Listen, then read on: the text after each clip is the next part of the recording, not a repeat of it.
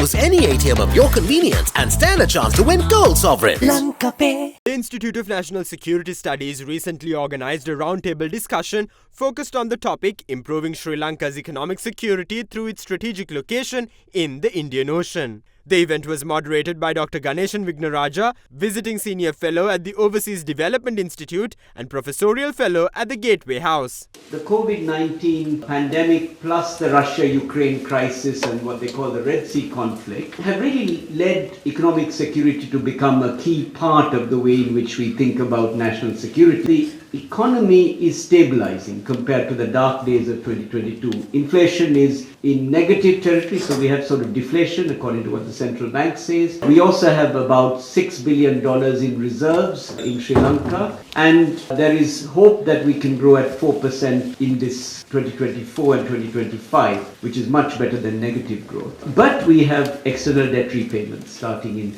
2028, and it's on the capital, right? It's not just the interest, which has already started. This maritime infrastructure, when the governments or the private sector, when they put it up, they're looking at the demand by the market, demand by the trade or industry, and by the users, and that dictates what kind of a maritime infrastructure is required. And we are not a producing nation. Our import-export is insignificant in the global scale. The biggest population is in our neighborhood. The population dictates what is our market potentials are.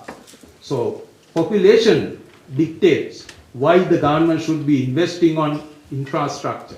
We are the center of the Indian Ocean. We have all the potential. We have had many visions of how this region might be run. There is a narrative, there are perceptions, but how do we stay away from getting cornered into this, what I would like to call this zero-sum game which is cast on Sri Lanka. And that to me was the challenge for Sri Lanka leaders before. It will be the challenge for today, and it will be the challenge for the foreseeable future. We have an ambition to become a $5 billion industry by 2030 and have 200,000 workforce and 1,000 startups. So these are the targets. Large players are investing in Sri Lankan talent. Although it's a strength for us, it's also a challenge with regard to supplying industry-ready skilled talent. Country branding is one of the challenges that we face right now because of the recent economic hardships that we face, and then maintaining the competitiveness of the industry.